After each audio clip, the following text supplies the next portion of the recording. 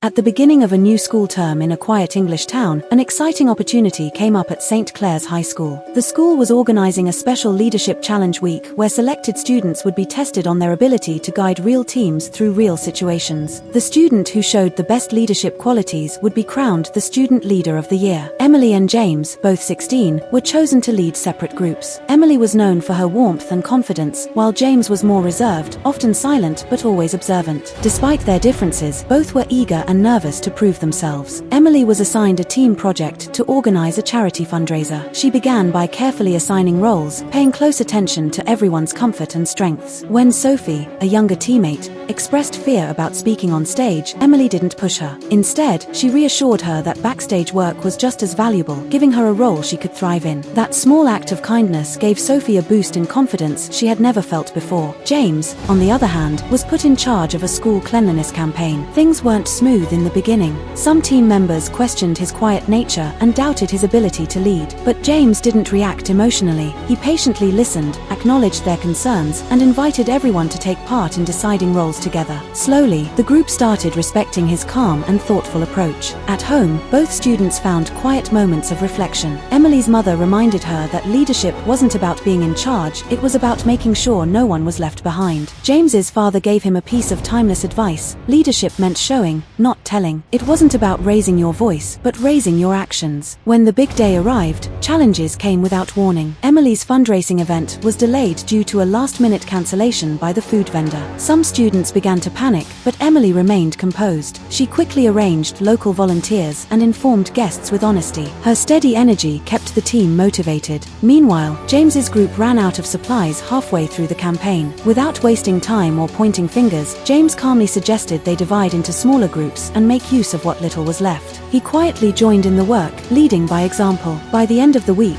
it wasn't flashy speeches or bold decisions that stood out. It was the quiet strength, empathy, adaptability, and trust both Emily and James showed toward their teams. Their mentors and the principal praised them not for perfection, but for their character. The title of True Leader of the Year was shared between them. What mattered most was not the title, but the people they had uplifted along the way. Sophie, who once feared being noticed, now walked with confidence thanks to Emily's support. Ethan, who had once doubted James, now saw him as someone worth following, not for loudness, but for his quiet strength.